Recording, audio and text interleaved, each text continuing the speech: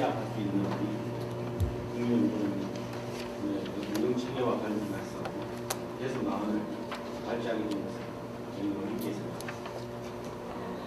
우리나라 국민연금 기금에 대해서 여러분 여기 계신 분들 다 너무 잘 아시는 분들이기 때문에 특별히 설명을 할 필요는 없고, 어쨌든 지금 제가 가지고 있는 문제의식의 시작은 국민연금 기금이 거대하다 하는 데서 시작하고 있습니다.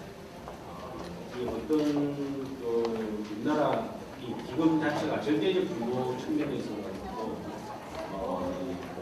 세계 어느 나라의 기금과 펀드와 비교해도 민간 기금까지 포함해서 다 비교해도 거대한 데다가 또 우리나라 내부에 금융시장 규모라든지 국민 경제 규모와 비교해도 국민연금 기금이 차지하는 비중은 엄청나게 큰 것으로서 지금 이제 2014년 말 현재 한 500조 470조 약 470조 큰 미치는데 이게 아마 이제 2월달에 됐으니까 거의 470조 정도 작년 연말 2014년 말 현재 467조 우리나라 국민경제 규모가 GDP가 한 1,500조 정도 되니까 거의 3분의 1 정도가 된다.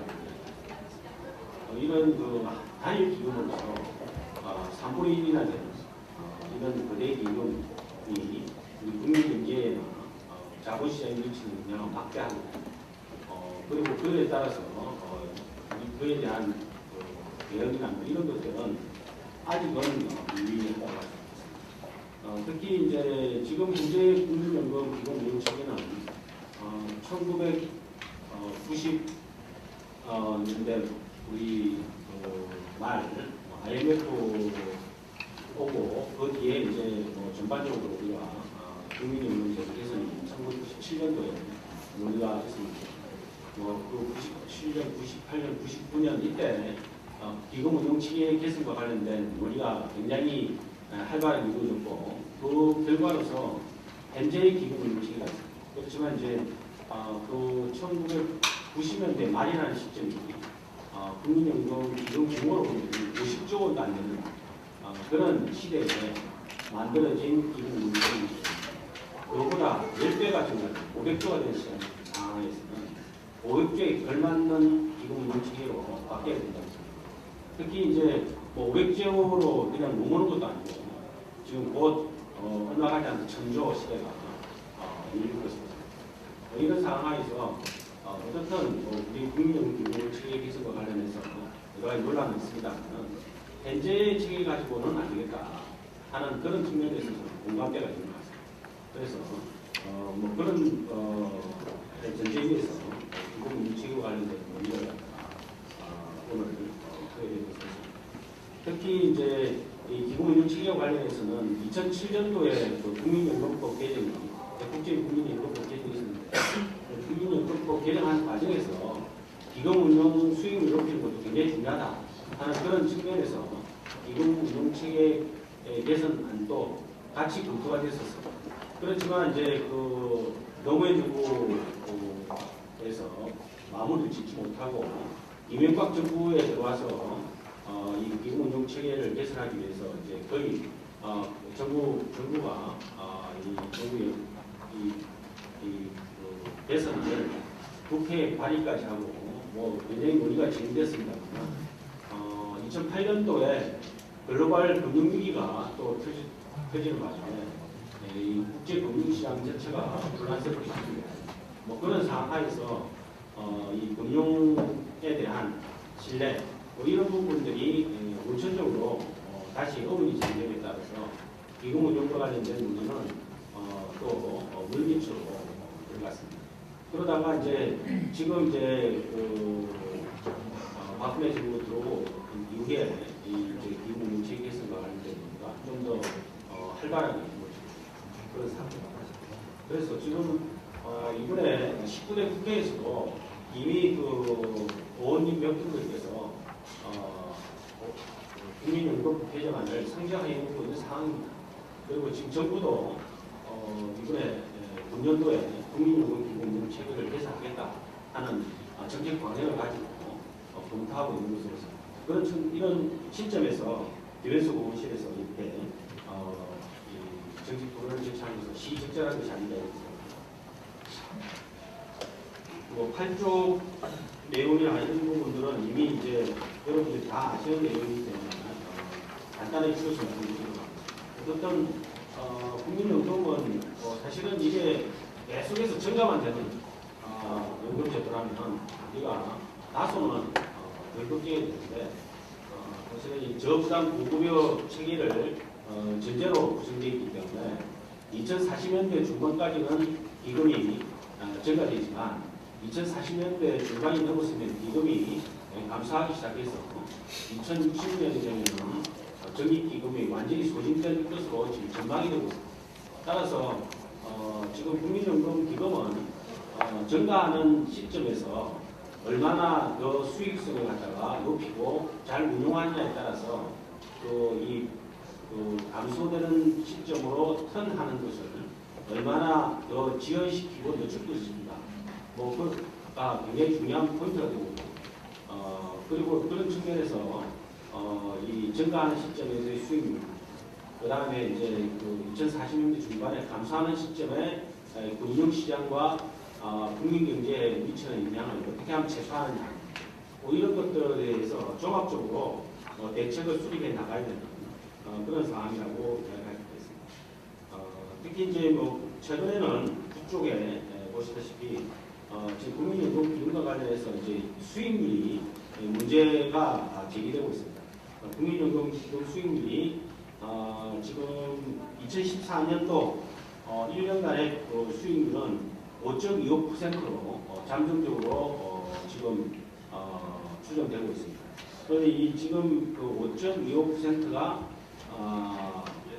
다른 지금 현재 우리 민간에서 저축할 때 이자율 2% 내밖에 되지 않지 않습니까? 그런 측면으로 보면은 5%라는 것은 굉장히 높은 수익률이고, 거의 민간 개인이 운용할 때보다 2배 이상 높은 수익률을 가지고 있다는 점에서 국민들한테 굉장히 안심을 주고 있는 그런 측면이 있습니다. 그럼에도 불구하고 현재 이제 수익률과 관련해서는 외국의 대형 연기금과 비교했을 때 과연 이 수익률이 높으냐 낮으냐 이런 논란이 있을 수 있습니다. 그렇지만 이제 그 논란의 핵심에는 우리가 사실은 이제 그 수익률을 평가하는 기간을 5년으로 할 것이냐, 10년으로 할 것이냐, 이것에 따라서 수익률이 높은 국민연금 기금 수익률이 높다고 평가될 수도 있고, 또 낮다고 평가할 수도 있고, 또 5년, 10년이라는 기간 자체가 우리가 지금 국제금융시장이 지금 사실은 불안합니다. 그래서 국제금융시장이 예를 들면 2008년과 같이 거대한 신체기 내지 이제 금융시장이 쇼크가 왔을 때는 그런 상황에 왔을 때는 외국 주식의 투자 비중이 높은 외국 같은 경우 외국의 연금 같은 경우 수익률이 낮아지고 우리나라 같이 최근에 투자 비중이 높은 경우에 있어서는 상대적으로 양호한 그런 상태가 되기 때문에 금융시장이 혼란이 되는 그 기간을 포함해서 계산하냐 안 하느냐 이거에 따라서 또 수익률이 달라집니다. 따라서 수익률 하나만 가지고 국민연금 기금이 금융 수익률이 높다 낮다 이렇게 평가하기가 지금 현실적으로 어렵습니다만 제가 판단하는 것은 현재 우리나라 국민연금 기금은 전반적으로 경상 GDP 증가율을 커버하고 있습니다. 그래서 저는 국민연금 기금 운용 수익률이 너무 높아도 우리 금융시장에서 국민연금이 높은 수익률을 가져감에 따라서 나머지 기금이나 나머지 자금들이 낮은 수익률로 가져갈 수 있는 그런 가능성이 사실은 배분의 문제거든요. 그런 측면에서 너무 높은 수익률을 가져가도 사실 국민경제나 금융시장에 부정적일 수도 있고, 또 너무 낮은 수익률을 가져가면은 우리가 전반적으로 우리 국민 노생활을 보장하는 기금 측면에서 부정적인 측면이 있기 때문에 경상 GDP 증가율 정도를 커버해 나가는 것이 가장 바람직하다고 생각하는데 우리 국민연금기금은 그런 측면에서 경상 GDP 증가율을 거의 완벽하게 커버해 나가고 있습니다. 그 수준에서 비슷하게 유지하고 있습니다. 그런 측면에서 지금까지 굉장히 잘 운영해왔다. 뭐 수익률 논란이 있지만 그것은 보는 관점에서 다를 수 있는 것이고 실제로 현실적으로 굉장히 잘 운영해왔다.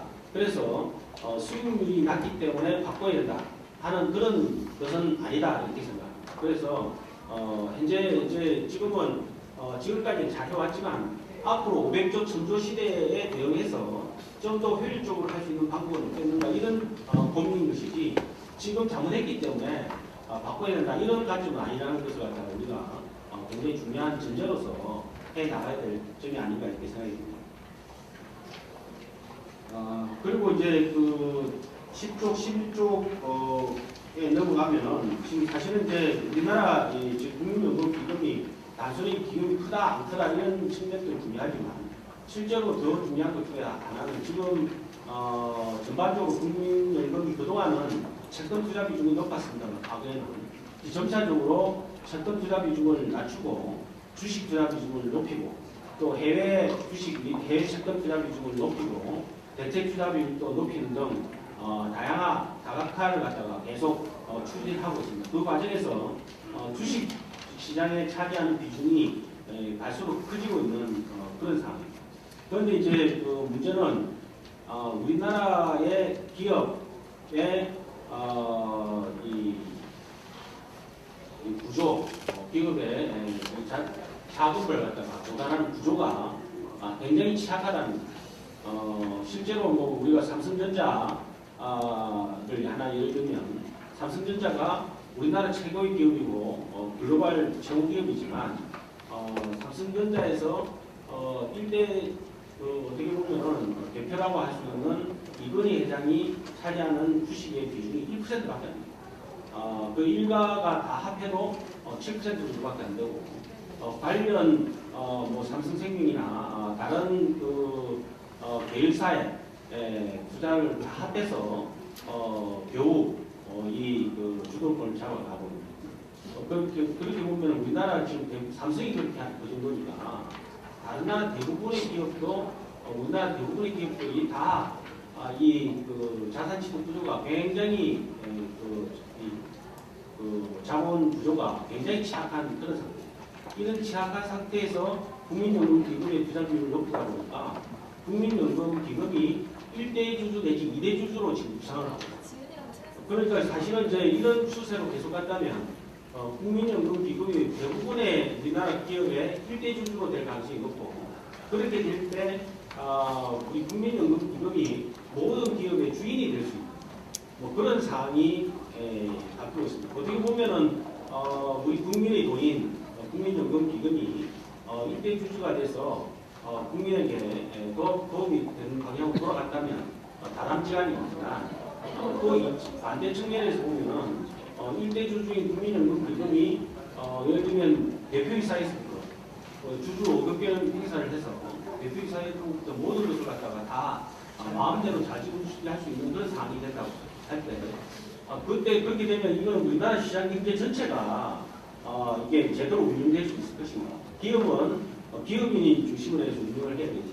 국민연금기금이 모든 대표이사를 갖다 설명할 수 있는 상황이 되기 때문에 이것은 또 다른 우리가 위기일 수도 있고 문제의식을 가져야 됩니다. 특히 이제 지금 국민연금과 관련해서는 어결권 행사를 갖다가 계속 그 강화시키는 그런 분위기이기 때문에 이 과정에서 국민연금 기금까지는 민원 굉장히 지배한다고 할 수 있습니다. 그런 측면에서 국민연금이 어결권 행사와 관련한 문제의식 뭐 이런 부분들이 우리가 또 하나 우리가 한국적 특수성으로 고려할 대상이